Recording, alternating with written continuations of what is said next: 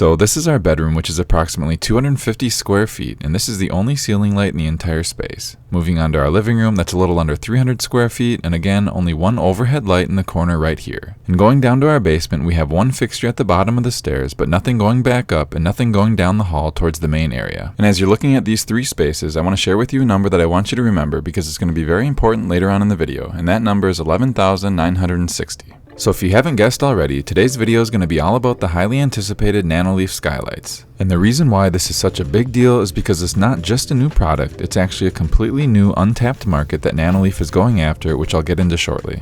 Getting things opened up, you have the instruction manual, mounting screws, wire nuts, drywall anchors, electrical wires, data connectors, and then for this specific kit, you have your three main lights. Now as I'm getting things taken out, the reason why this was on everyone's radar is not because it connects directly to your home's main power via standard light fixture wiring, but it's the fact you can connect up to 100 of these together from a single connection point, allowing for, in my case, overhead lighting to be scaled to any part of any room. So right here I have the main unit. It has a milky white diffuser cover and has a total of 8 rubber grommets around the perimeter that can be used to feed the power and data wires through depending on your layout. On the back side you can see the metal plate that I'll be taking off here soon, which will be used to mount the unit to the ceiling. I'll first be removing the plastic ribbons wrapped around the outside. Then if you look real close, you'll see these little indents where the housing meets the diffuser that you can use a flathead to twist in order to get the covers off. Once that's removed, I wanted to get a good look at the type of setup underneath. Zooming in, it looks like they're using 3 separate LEDs, one for your RGB colors, one for your dedicated warm whites, and a third for the dedicated cool whites. This pattern then repeats itself around the entire area. Now, I personally think some people, especially if they've never swapped out a light fixture before, might be a little intimidated by the setup process, so I'll walk you through the basics right here under optimal lighting conditions before doing it all over again on my ceiling. I'll start by unscrewing the 4 wing nuts around the middle. This is going to allow the metal mounting plate to be removed from the back that we can set aside for later.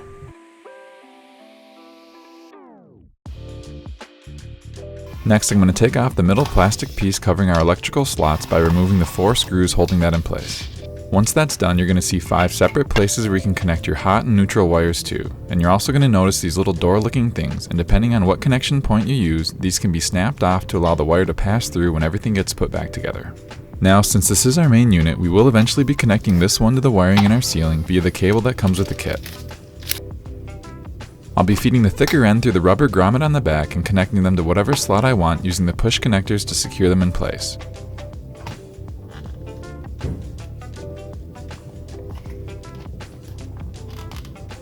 Once they're in, give them a good tug to make sure nothing comes out. Then you can use whatever clips make the most sense to run the wires through to keep everything flat.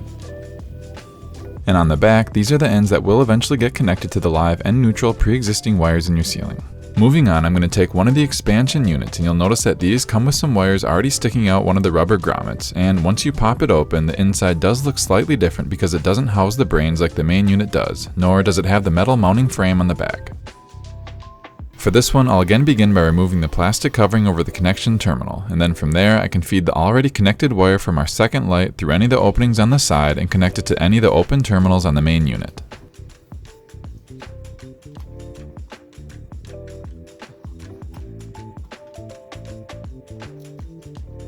I do recommend making the connection first and then going back and tightening up the wires using any of the many clips that are attached to the surface. Now the last thing you need to do on this one is to take that little data line to bridge the lights together. I'll be using the slot on the top because it's open, but you certainly could squeeze it through the grommet at the bottom if that made more sense in your setup. So right now we have 2 units connected and I'll be moving on to the third, and with this one it's much of the same. And I would say by this point you probably have a pretty good feel for the connection process, and if you're doing a large install you could really start to move fast to get these put together. As far as design, you could really connect these in any way you'd like. I'm putting this one underneath the second, but I could just as easily connect it right back to our main unit if that's what I wanted. I'll get the black and white wires connected and then wrap this up by bridging the second and third light together with the data line.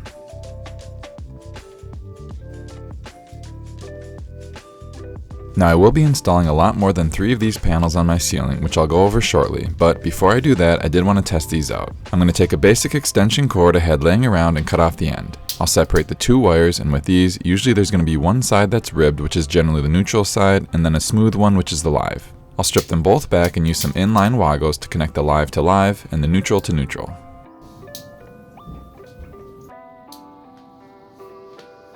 Once plugged in, I'll go ahead and fire up the Nanoleaf app. On the Dashboard tab, hit the 3 dots near the top right and click Add Device. And I'm never a huge fan of QR codes, so I went to Pair manually where it already had the skylights listed where I could select Pair. From here, it'll have you enter in the 8-digit code found on either the instruction manual or inside the main unit. Once entered, click Next. After putting in your Wi-Fi information, it'll get things connected, and then you can assign it a room, give it a unique name, rotate the layout to how you have it, choose whether you want the settings to be backed up to the cloud, and decide if you want the lights after power is cut to turn on to full brightness or their previous state, and then you're all set. From here, click on the little water droplet to be taken to the options where you have all your colors, or if you hit the temp icon, you'll see your dedicated warm and cool white slider. And being that this product is meant to be used as a primary light source, having these dedicated whites are an absolute must. Next, I'll cycle through a few of the colors, and so far everything is very responsive and there have been no connectivity issues. I'm going to quickly put on the diffuser covers, and I would say it is a little bit more noticeable on camera than it is in person, but you can see that the middle does have a slight darker area. My suggestion for whenever they work on version 2 would be to try getting a few more LEDs added closer to the center so that the light would be perfectly uniform throughout. I'll go over more of the fun stuff you can do with the app later on in the video, but it's now time for me to set up a bunch of these on my ceiling, and the first place I'm going to start is my bedroom. After cutting power at the breaker, I'll first be removing the current light fixture until all that's left is the loose wires hanging down.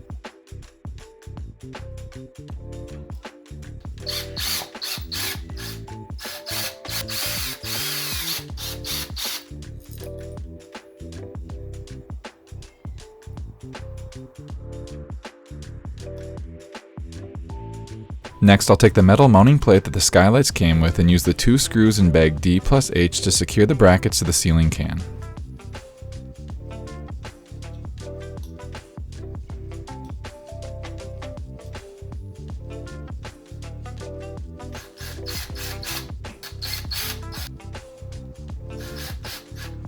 Now instead of using the screw nuts, I'll be using the Woggle clips to connect the live and neutral wires from our main module to the loose wires from our ceiling. Once connected, I'll push everything back up into the can before using the 4 wing nuts to get everything mounted.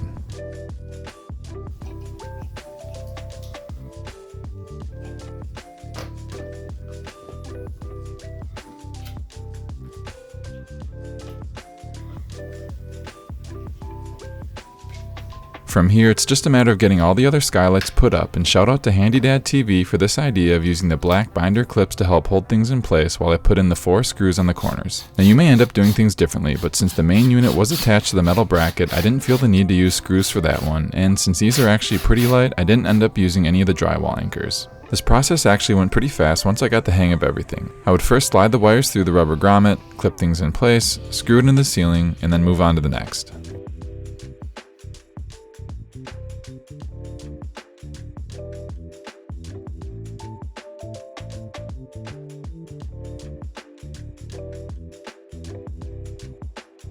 Once the design was complete, I went back and connected all the wires together just like I went over in the beginning part of the video, followed by attaching every unit together with the included data lines.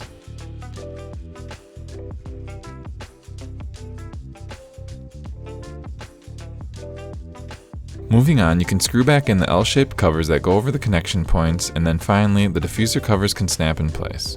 So as I'm putting things back together, keep in mind that I didn't have to call an electrician, no modifications were done to the home's wiring or breaker box, and everything is being run off that single connection point where the previous light fixture was installed. I'll save a lot more footage for the final results, but I did want to give you a quick before and after so you can see the dramatic difference that these made.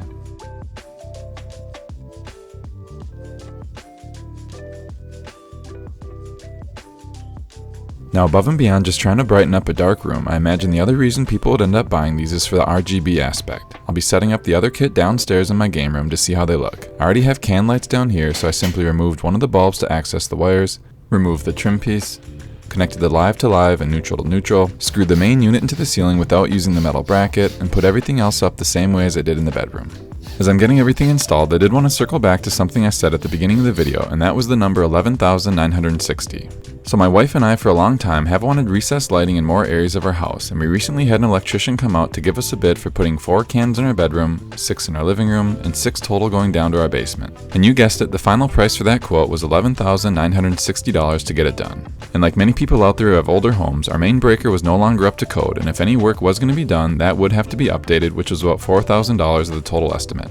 And I say all of that because at least in my situation, I could buy about 60 of these individual skylights, spend a Saturday installing them myself, which would save me around $6,000 compared to going with the quote we were given. As a consumer, I love having options, and regardless of how you feel about this particular product, you have to tip your hat to Nanoleaf for being the first company to offer something like this. From here on out, I'll play some final footage of everything in action, but make sure to stick around after since I'll be going over a couple of my favorite features of the app, plus showing you how to get these connected to Alexa.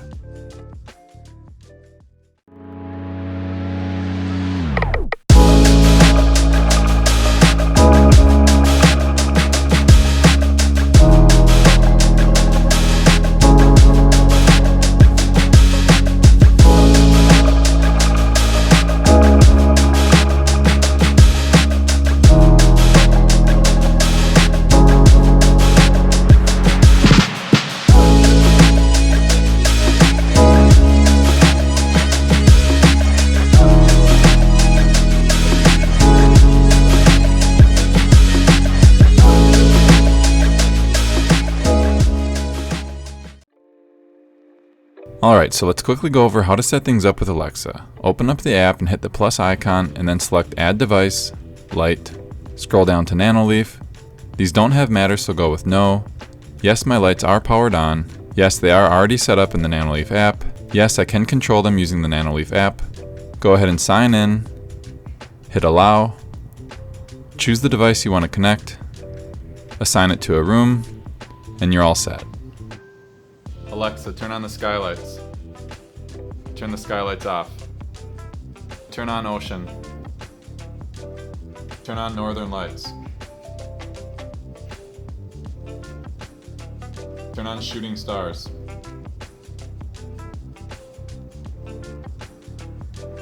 Let's transition over to the Nanoleaf app, and above and beyond the normal colors, definitely check out their pre-made scenes that you can cycle through, or create your own by hitting the plus button and either create a new palette or choose from a pre-existing one.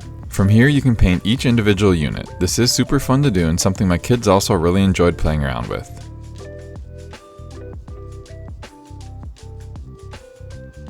You can then assign your scene motion or sound react animations, and if you're new to Nanoleaf, it will take some time to get accustomed to how everything operates, but after about 15 minutes it's all pretty intuitive. Next is their AI scene generator. Type in whatever you want and it'll come up with a scene and animation. This is a great way to quickly come up with some dynamic effects without having to go the DIY route.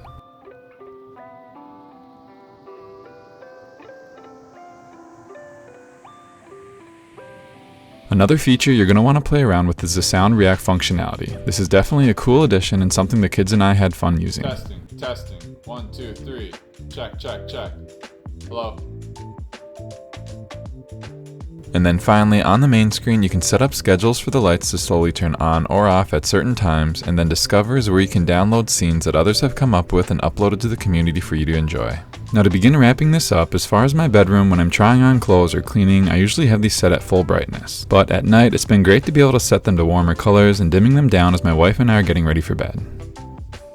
In the downstairs game room, I love having them set to dynamic scenes to really add to the atmosphere. Oceans and Tron are a couple of my favorites that I seem to keep coming back to. But what I've also found out is that these do get bright enough where I can do some overhead unboxing shots without having to get my big studio lights out, which has been really nice. So overall, I'm really happy with how things turned out and how easy it was to completely transform both of these spaces. And like I mentioned before, this product isn't going to be for everyone, but if you're looking for an overhead main lighting solution like I was with all the extra RGB bells and whistles, Nanoleaf definitely hit a home run with the skylights.